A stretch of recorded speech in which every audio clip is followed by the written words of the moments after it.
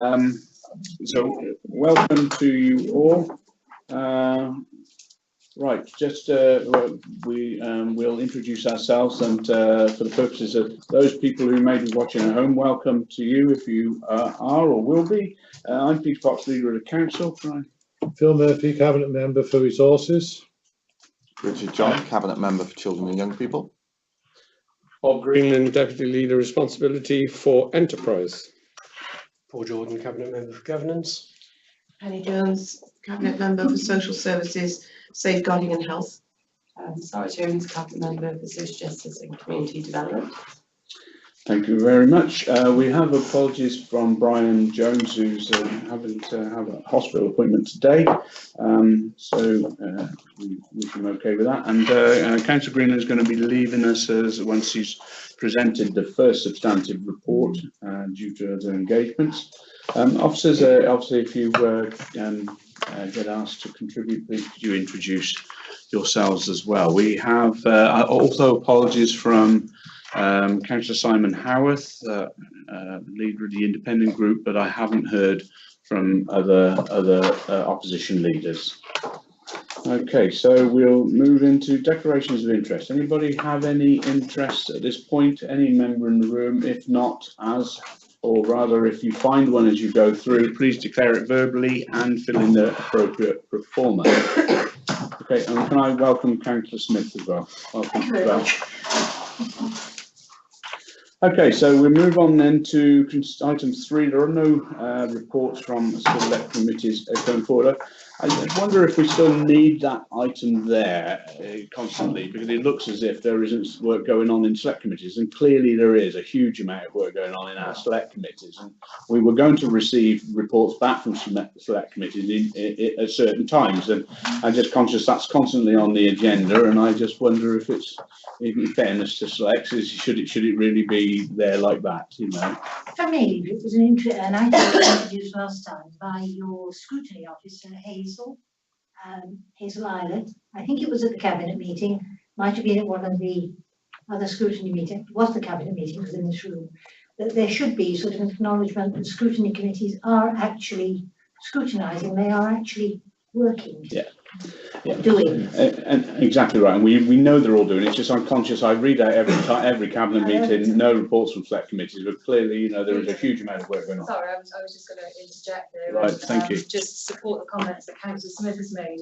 It's certainly the intention now that select committees have solidified work programmes to start bringing reports forward. And I believe either in January or February of next year, the Economy and Development Select Committee will be bringing a report forward for your consideration around the future Monmouthshire programme and procurement. Okay, well, thank you for that then. So that's good. If we can start populating that, it'd be great to see those things coming forward. Okay, we'll move on then into item 4, the first of several reports, and it's the Monmouthshire Local Development Plan, the draft review. Bob Greenland. Thank you, Leader. It's now nearly 4 years, or it will be 4 years, since we adopted the local development plan. In the intervening years, we receive an annual monitoring report of the plan, and then we are required every 4 years to undertake a full review of the plan. So we would be due to do it next year in any case, but we feel that it is appropriate to bring that forward. You will see in the appendix the statistics in terms of the progress from the plan in terms of house building, etc. And quite clearly, we are not building the number of houses that we had anticipated in the plan. So it was felt that now was the time to launch our full review.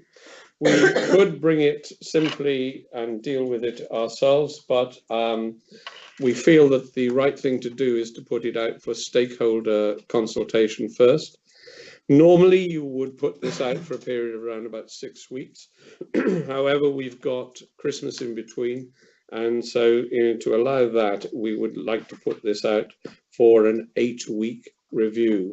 For comments from any interested parties, members of the public, landowners, developers, etc., to comment on the existing LDP and for us then to decide in the light of those comments whether we move forward with a partial review, a full review, or even a new plan at that stage.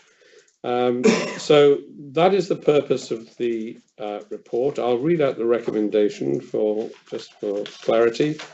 That Cabinet endorse the LDP draft review report to enable stakeholder consultation to commence.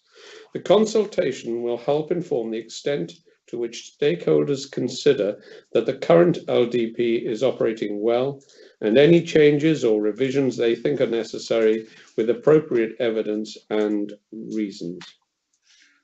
So that's it simply. I don't know whether head of planning, where has he gone? Or any officers would like to comment on before we open it out to discussion? Okay, thank you very much, Bob. Seems absolutely straightforward. Mark, is there anything you wish to add at this point? Only really briefly, Chair, just to mention we held a really well-attended member seminar for members last week, I think it was, just to introduce this topic before the consultation starts. The feedback from members was they'd like another session early in 2018, and once they've had a time to read this document themselves, so we'll arrange that. But yeah, it's really, as Councillor Green has said, to gain stakeholders' feedback on the review report. This will culminate then in a final review report, which would recommend if and how we revise the LDP, which will come before yourselves and then council, and then early spring 2018 is our intention. Okay, thank you, Mark, and thanks for the work with members today. Would the next seminar for members, would it be sensible to have that once the consultation closes? Though, so yes, it wouldn't be. You wouldn't suggest to have a further one before the consultation closes. There were two options, Chair, in terms of that. Yeah, we could either do it when it's closed or do it as part of the consultation. Right. To elicit any more members' feedback from themselves. Okay. But yeah, we'll go back to members after it's closed as well. Yeah. Okay, and I know there was you considered in putting this report together a few options of what we should do, and I think the recommendation clearly is, as identified by Bob, there to go out and consult with stakeholders, and that absolutely makes sense. We need to understand what people think about what we've had in place, what's worked well, what hasn't worked so well, what needs to change in the future, and or perhaps they might think it's absolutely perfect, but you know, I doubt that's the case. Just to say on your getting back to members, I would suggest that we leave it until after the end of the stakeholder consultation so that we can see what the stakeholders have said, feed that back into members at a future meeting of the select committee. And that's what I thought would make the most sense, really, so that members can have a feel for what's coming out. So very little to say on this, colleagues. Anybody wish to contribute? I think it is so. No, it's the start of the process, Leader, and eagerly await the response. Okay, so I'm going to move this, not going to wait around. Recommendation 2, as Bob read out, but I'll read it again. Cabinet endorse the LDP draft review report to enable stakeholder consultation to commence. The consultation will help inform the extent to which stakeholders consider that the current LDP is operating well, and any changes or revisions they think are necessary within the appropriate evidence and reasons. Okay, so all in favour of that. Thank you very much. Thank you, Bob, and have a good journey. Thank you.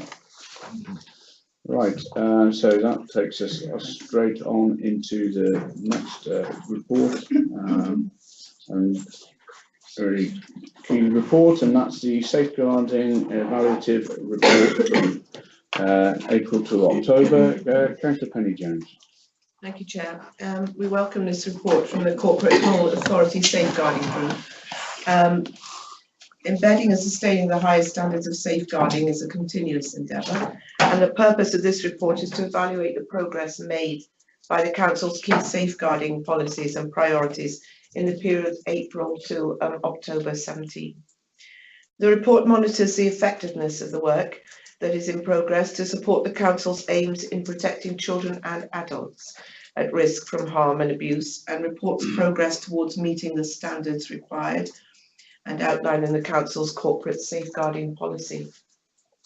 The report builds upon the review reported on in March 2017 It highlights the progress made, it identifies the key risks, and it sets out clear improvement actions and identifies priorities for further development. The self-assessment score has been developed by the whole authority safeguarding group on the basis of evidence review and critical challenge. It uses the corporate scoring framework, which is attached in Appendix 1. Sorry, which provides an overall judgment of effectiveness. This report forms an integral part of the improvement of safeguarding practices across the council, and I fully endorse this report.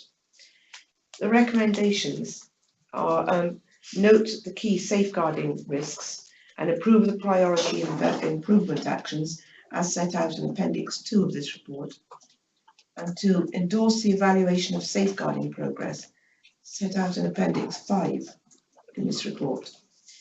Please note that at the top of page 83, which is 3.8, the volunteering policy has since been updated since November 14.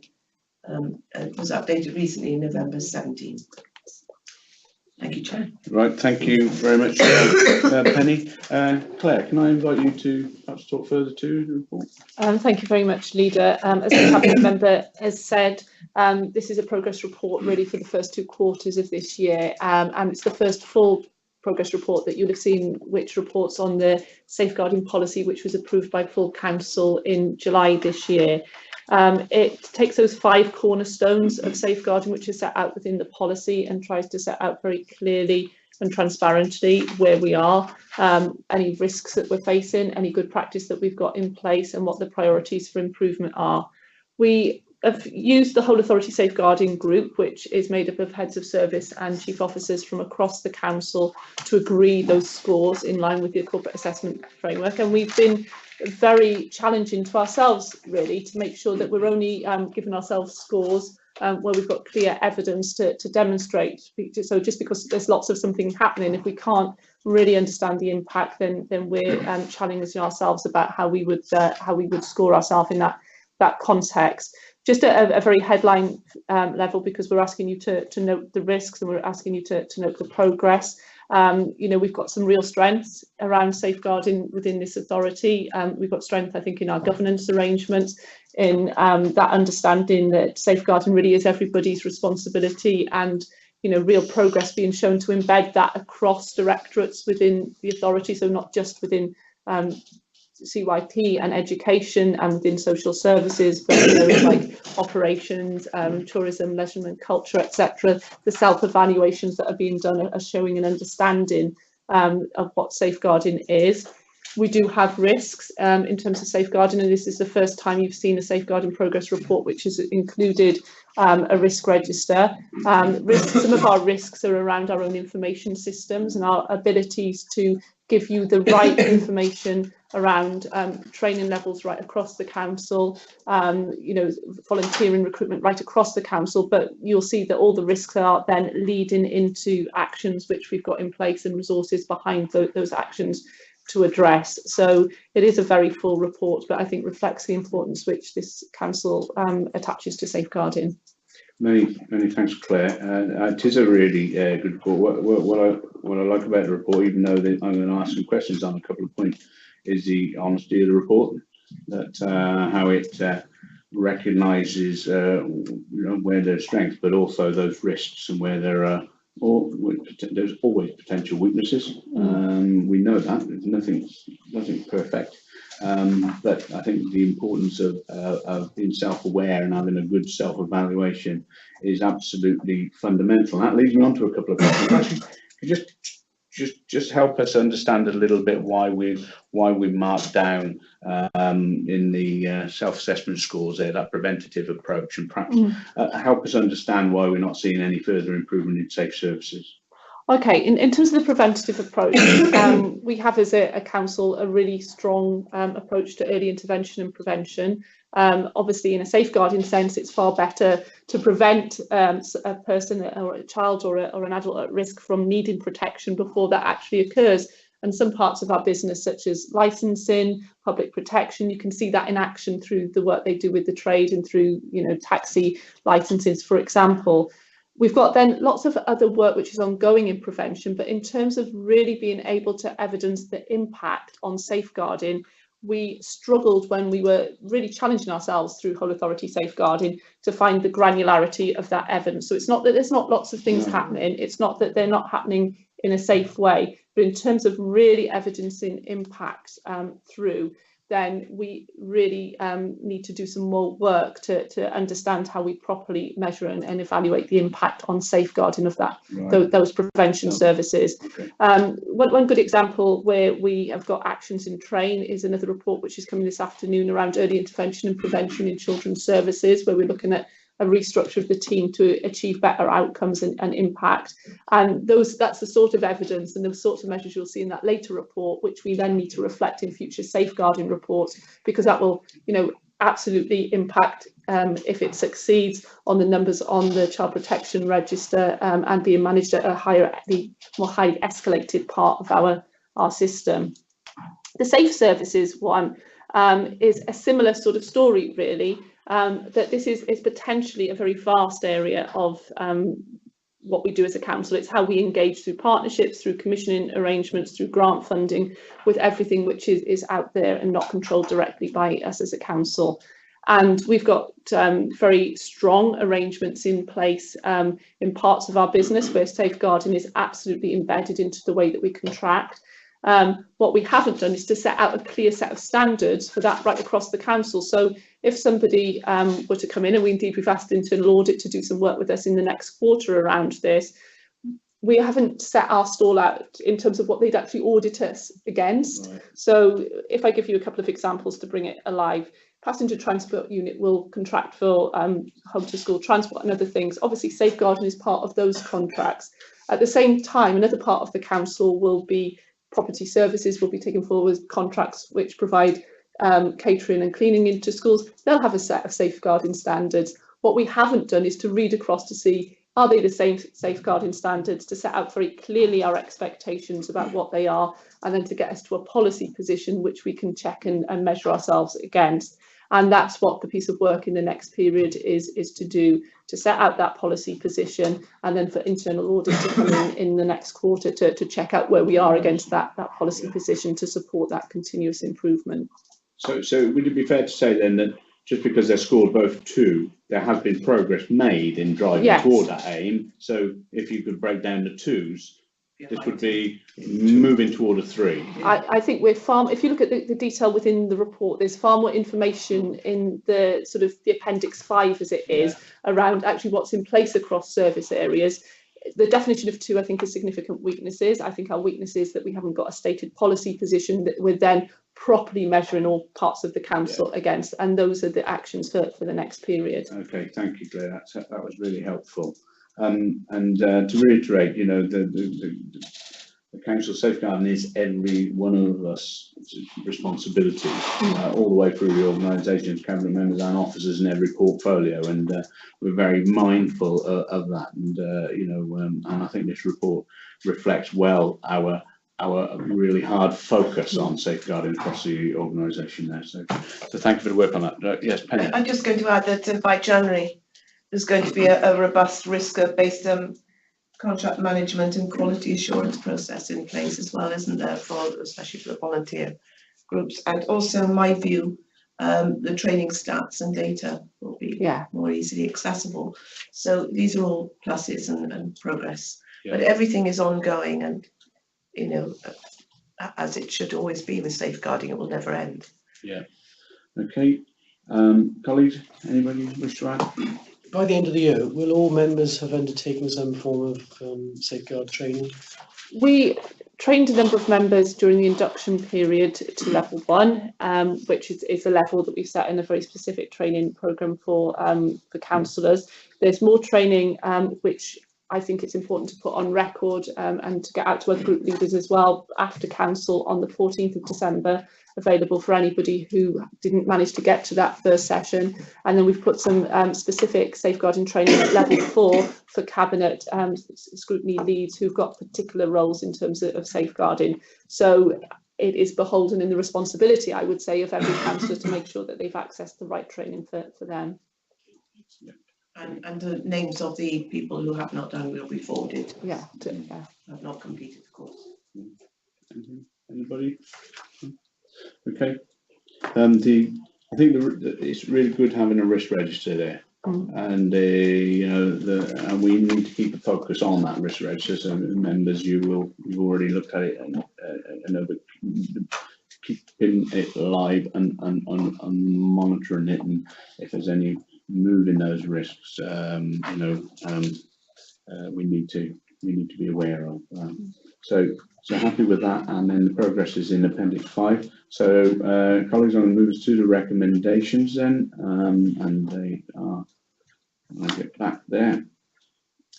They are right to note the key safeguarding risks and approve the priority improvement actions as set out in the Appendix 2 to the report, and then to endorse the evaluation of safeguarding progress set out in Appendix 5 to the report as well. So everybody's content with those? Happy, all in favour?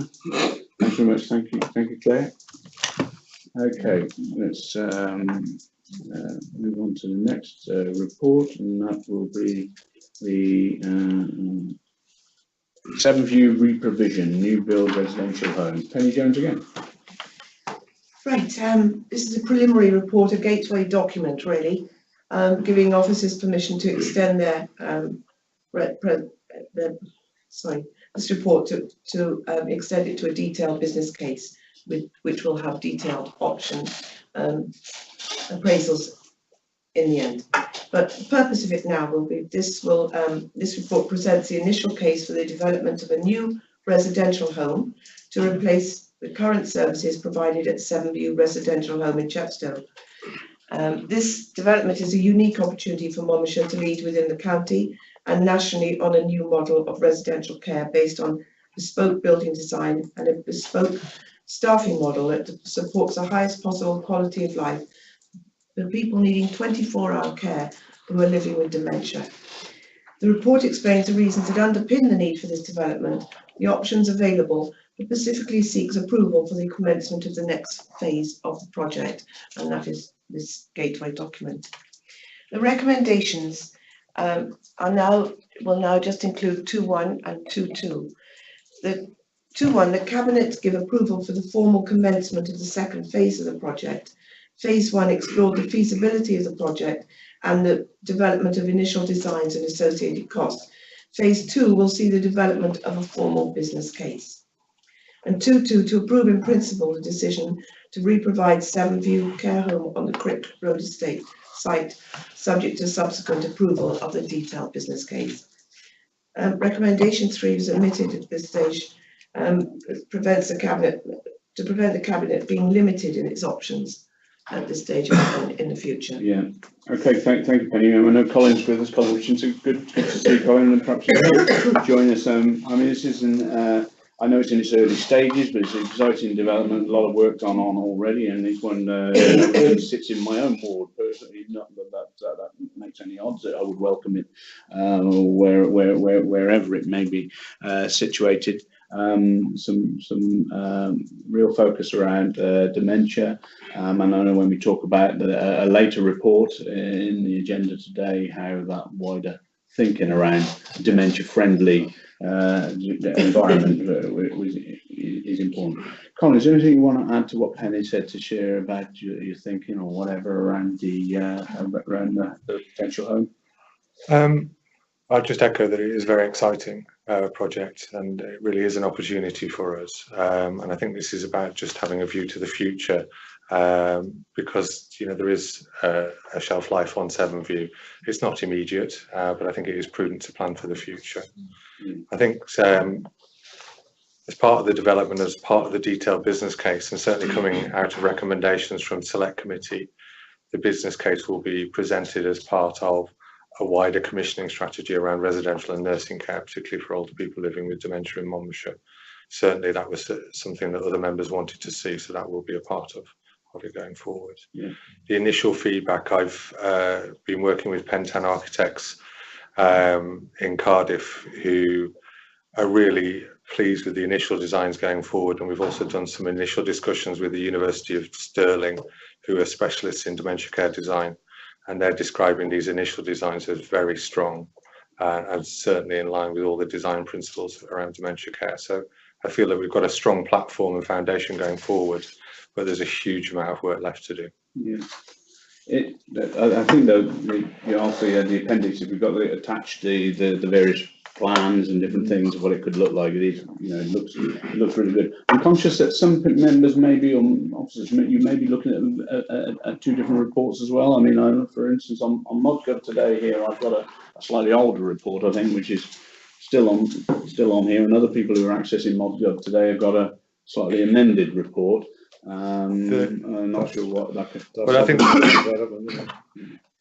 there's I don't think there's anything material much between them. Well, I was specifically asked to amend the report to include direct information from consultees. Okay, right, fine, right. It's a slightly different format between two computers logged into the same thing. So I'm not quite sure that's a quirk perhaps that Democratic Services just need to have a look at on ModGov, where some computers have updated and some haven't. Okay, right, colleagues. Anybody wish to add anything to this at the moment? No, it's going to take us to that next stage. You see, it's an exciting concept. We need to get it moving to see how it stacks up, especially in the face of reduction in dementia care across Monmouthshire potentially through the health service and things like that. And how perhaps we can add some, add something around that.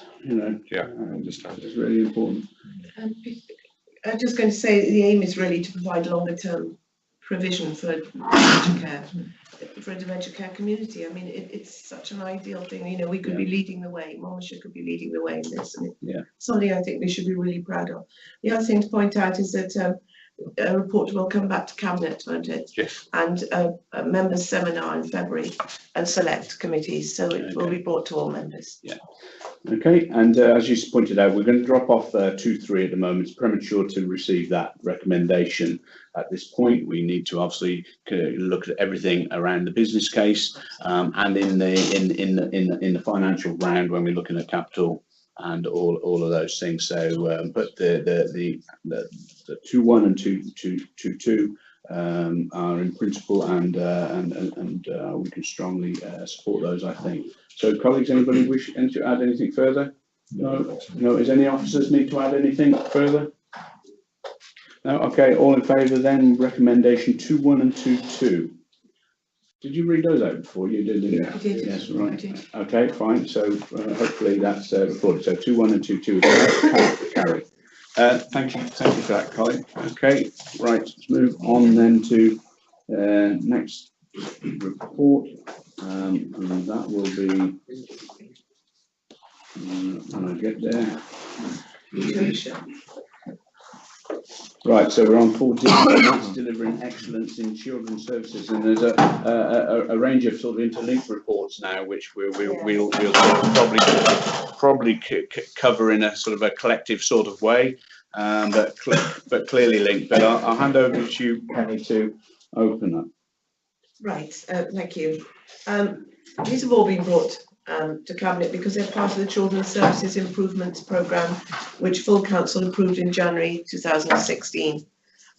So these are some of the significant risks and developments and how they're being addressed in children's services, which need the Cabinet oversight, and that's why they came to Cabinet today. The Delivering Excellence in Children's Services Multi-Agency Early Support and Prevention Referral and Intervention Pathway, including the realignment of the team around the family service task. The purpose of this report is to provide a case for the realignment of the team around the family within the wider structure of family support services to better meet the needs of the local population and to contribute to Monmouthshire's delivery of the Social Services and Wellbeing Act. The main aim of this is to emphasise the intervention and prevention. So to take people from further back and put them more at the front door where we need more people. So the main risk, which is a lack of coherency around early intervention, is addressed. Part of the fact that this prior to this early intervention and prevention at the front door is maybe the historic levels on child's protection register are very high, and we feel that by moving staff and moving the system around so that we have realignment where it is needed, that this will help the numbers come down and help to address the problems. The recommendations are, as I say, to realign the activity of the existing TAF team, which currently facilitates the TAF process and undertakes only limited direct work, into a team that predominantly delivers the programme and becomes really part of the whole team of early intervention family support, and undertakes a smaller amount of facilitation of the TAF process. But also to reconsider the existing coordinator post into a team leader post, using the anticipated cost saving to provide the necessary capacity to administrate an early intervention and prevention referral and intervention pathway, and to locate the service within the face-to-face therapeutic service. To remove the face-to-face therapeutic service to within the children's services management structure to bring increased coherency to the windscreen pathway of family support and intervention.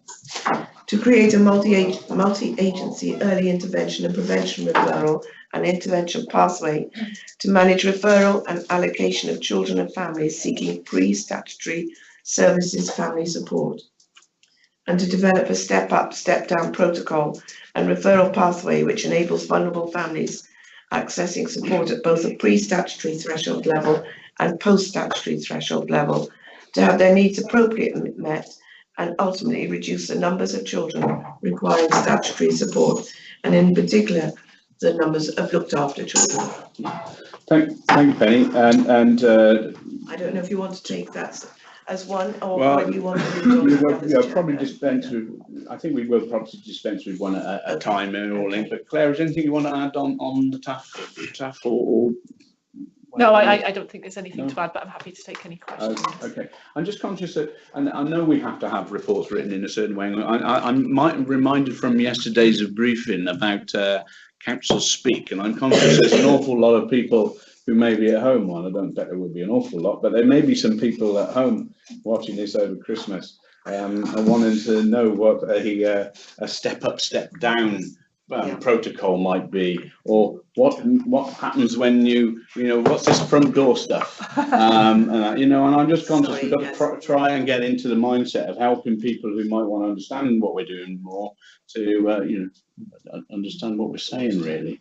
So we don't have to comment on that really, but I didn't know what a step up, step down protocol was. Do you want me to just say a little really?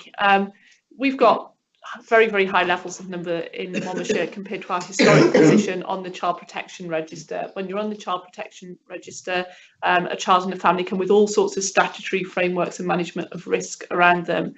The hypothesis is, and the evidence from elsewhere and evidence from people who've looked at what we do, is that if we worked with children and families earlier, we could prevent some of those children and families requiring that sort of statutory child protection intervention. Better outcomes for families and children, because nobody wants to be in a child protection scenario unless they absolutely have to.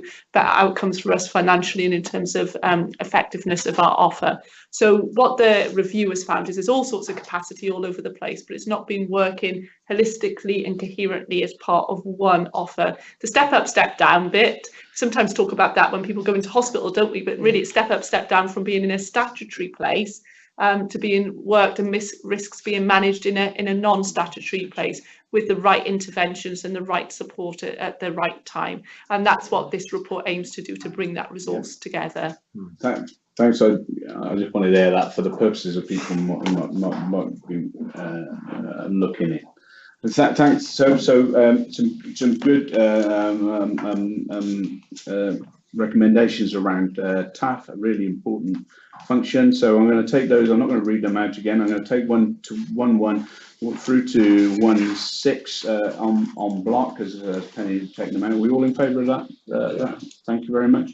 And I don't think we probably don't need to spend too much time on the other report, but we will take them through. Penny, if you can lead us through to the next one then, which will be the I have to keep scrolling down every time. Developing excellence in children's services, placement and support team. That's the one. And it's cited around the workforce. this one, review of capacity within the support team, which will link into the final report, which is 4F, the workforce. So they are really linked. And the purpose of this is to provide details of a proposed realignment, once again this term, of Monmouthshire's Children's Services delivery model, specifically in regards to the placement and support team, PAST as it's called, but it's placement and support team. Okay. And to highlight progress against the targets identified within the initial business case previously endorsed by Cabinet, including the online new steps. So I don't know if you want me to read all the there's recommendations. quite an in-depth set of recommendations, but it's about moving, restructuring staff, and I don't think we'll read through all of that. Claire, is there anything we need to add to that, or? Fostering, I suppose, a framework. It's just to say that this is the team that recruits and assesses the need for foster carers. We invested in that team and built up capacity. The evidence from the activities of the team is showing that we can realign, we can move some of that capacity into another team, and that's what the recommendations are. And as the Cabinet member says, it then links into the final report around needing to develop capacity in another part of our service where the activity shows that there is a need for increased workforce. Yeah. Okay. So we'll take those set of recommendations there on block. Going back to them now. So recommendations then in 2.1 to 2.2. I would like to say I won't read all of those out. I'll take them on block. All in favour of that? Okay. Thank you. And then the next one, Penny, is for... this continuation, obviously, it's workforce, and it's due to increased child protection numbers, increased capacity in the workforce is required. So it's a priority in the Children's Service to replace agency workers, and this will help us to do so, hopefully. And that's basically what it's about. The purpose to provide Cabinet with a summary of workforce proposals in the next phase of the Delivering Excellent in Children's Services programme, and to present the evidence base and business cases to support the proposals. And then you have the recommendations. Okay, again, for those who may be watching in, we have a series of recommendations around staffing restructures.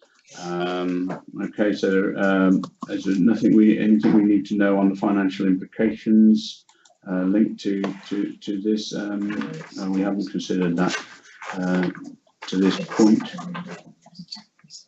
I'm assuming yes, additional the resource implications. Yeah, so the cost of the 5 additional over-establishment posts. It's a saving recommendation of some almost 50,000. It will, of almost 50,000. Okay, so again then, so we'll move those recommendations on block. Are we all in favour of those? Yeah. Thank you very much. Okay, thank you, Claire. And that'll take us on to the next report, which is the council tax. It's council tax funding. I'm trying to. My hesitance for those watching is because I'm using a new machine which I'm not quite used to yet. Trying to find where I am on it. I'm moving away from an iPad to this, which is strange. So we're on the council tax base report 1819. Spotted it. Yeah, well done. Thank you, Leader. And this is the annual calculation of the council tax base figure, which needs to be submitted to the Welsh Government, together with the collection rates that we wish to apply for 1819. And it involves other necessarily related statutory decisions. The amount calculated by the council as its tax base for 1819 will be notified to Welsh Government at £45,887 85p, with a collection rate set at 99%. And both Mark and Peter are here if anybody has got an overwhelming desire to have a breakdown as to where that comes from, but it covers a multitude of different calculations that enables Welsh Government to set our revenue support grant. No special resolution declaring drainage rates as special expenses are going to be made, and the council tax setting continues to be a function of the full council. In that each financial year, the council has to set its council tax, taking account of its known total net budget requirements and the amounts receivable for redistributed non-domestic rates, revenue support grant. I'll see how we get external finance for those who know about the combination of that, together with any other additional grants, and also take account of any precepts it receives from other authorities and the value of the council tax base. So that the net spending not met by grant is divided by the base to give the amount of council tax for a dwelling in Band D, which is the figure that people are used to getting quoted. Coming back to the setting of the council tax by council, it was agreed by council in January 2005 that the council tax base resolution and tax setting should be dealt with by executive decision, and legally it could be, but it was always decided here that it should be a function of a full council, and that is what it will continue to be, and that will come before council on the 1st of March, I believe. So the ratified council tax based information has to be passed to Welsh Government by the 3rd of January, and it will be as reported at that 45,887.85 Leader. Okay, I'm sure that made lots of sense to us all. Peter, Mark, anybody want to add anything to it? Happy to respond to any questions. Okay, it's something. It's a science which I'm still struggling to understand, the setting of council tax. Yes. But I'm sure it's absolutely right. Takes into account the additional houses and things that come along and like that. Mark, you're dying to explain something. I agree there's a certain mystique to it, and if you have any burning questions, we'll happily take you on that journey. Just one thing that members may recall from the autumn statement is that the Chancellor agreed a flexibility to councils around surcharging for empty properties or second homes. Oh yeah, yeah. Just to be clear, it is part of our consideration in evaluating some of that activity data as to whether it would be helpful to us or otherwise. But just to appreciate that won't have any effect on 2018-19 because there has to be a year's lead-in period in terms of consultation. So right, fine. Just to preempt any obvious questions you might have around that. So if we were to consider that and make a recommendation on that, that would factor into next year's base. Yeah, right. Okay. Right. So the recommendations there, as Phil took us through into 1, 2, 2, 2, 3, and 2, 4. Sorry, did anybody else wanted to ask anything? No. Okay. Right, so they are on as they are written 2-1 through to 2-4, and this will finally in 2-4 that this council tax setting continues to be a function of the full council. Are we all in favour of that? Thank you very much. That's great. Okay, we'll move on to the Welsh Church Fund now. I'll do my thing and then I'll come back. Right, okay, so usual report. I'll just quickly present what's before us. You'll see a set of recommendations there which were considered by the Welsh Church Fund Working Group on the 9th of November. The schedule of recommendations are there in 2.1. I won't read those individually. You'll see that there are no deferments. These are for all recommendations, straightforward. Just four of them there. Anybody any issues with the recommendations from the Welsh Church Fund Group? No. Okay, so we're all in favour to approve those. Thank you very much. Okay, great. Okay, we'll move us on to the last report of today, and just to remind members that there is an element of confidentiality in here, so be mindful of the requirement to go into committee if members want to talk on finance, and we will obviously have to turn off the recording. and the like. But can I then hand to Phil, please, for this? Yes, thank you, Leader. And we're just hastily having a look at some stuff because we just discovered that one of the recommendations has had to be dropped off. And so I'll continue with what I was going to say about this, and we'll deal with the change in the recommendations at the end. Principally, as in the report, recommendation 2.4. Later one. Yeah, will be dropping off. So I'll leave the recommendations to you to sum up at the end, Leader. And as I said, Deborah Hells is here to deal with any questions, and we've also got Adrian from Melin, who I'm sure will be able to chip in if anybody has anything that they need to discuss. This Quick Road scheme has been going about for quite some time. We're in a position now where the Cabinet needs to agree to the acquisition of 2.29 acres of the Quick Road site from the third-party landowner to enable the construction of a residential care facility, which of course we discussed in the earlier report. Quick Road is a nearly 11 hectare site allocated within the LDP as a strategic development site, and we gave approval in June 16 to enter into discussions with Melin Homes for the sale of the site on the basis that the development will support the creation of that cohesive community that we were discussing before, and has regard to its place and local context.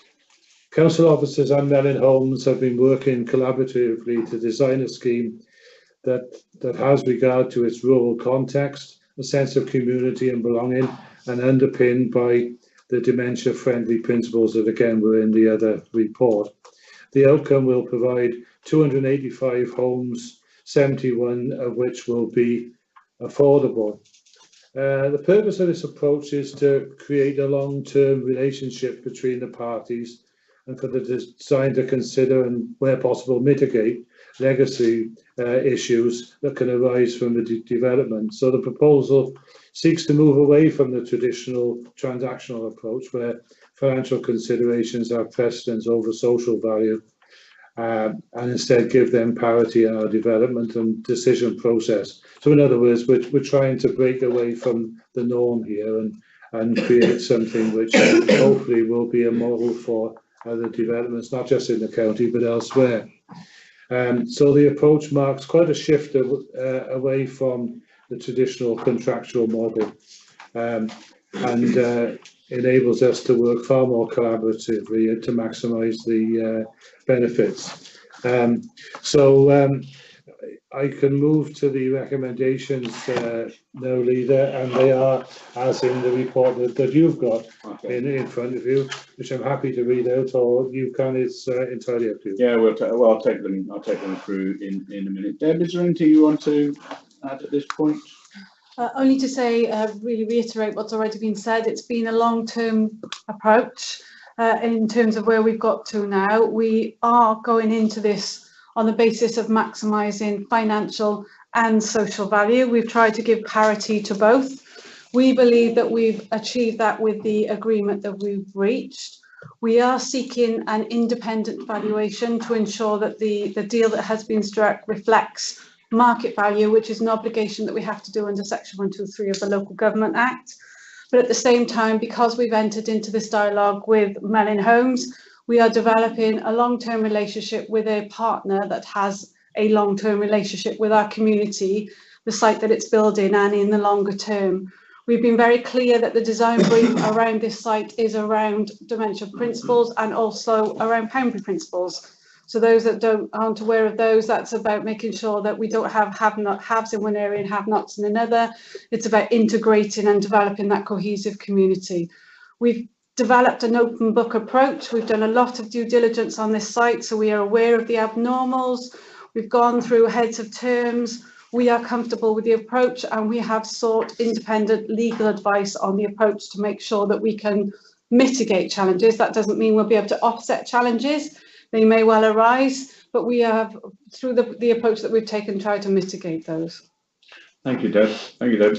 I mean, this is in my ward. It would be remiss of me not to still share my concern over having 285 houses right in my community, but that's only part of the picture. There's about 600 odd likely to come to my community in over the next short period. But however, I welcome the approach that we're taking there. I think that maximising social value and then taking this dementia-friendly approach in the community, looking to build bungalows as well as other affordable housing, maximising the amount of affordable housing is fundamental. Sometimes we don't see that in some of our larger developing sites. And that is really important for us in Monmouthshire, where we're struggling to find enough housing for those who need any type of social housing or affordable housing. So I've as local member as well as leader of council, I welcome the approach. It's been a long journey.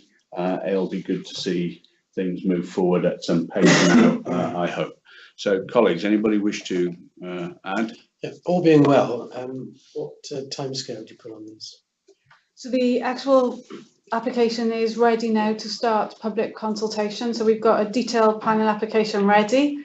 Mellon's team have been working with our team to put us in that position.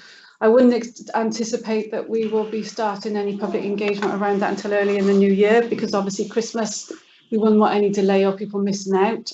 And Mellon board need to ratify the decision as well.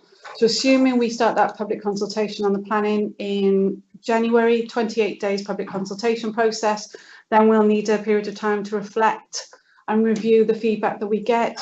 Hopefully then we'll be submitting around February time, all being well, subject through the planning process. Anticipate around 3 months before we get a decision on that, and then we'll be ready to start tendering the construction works, and during that time we can finalise the legal process as well.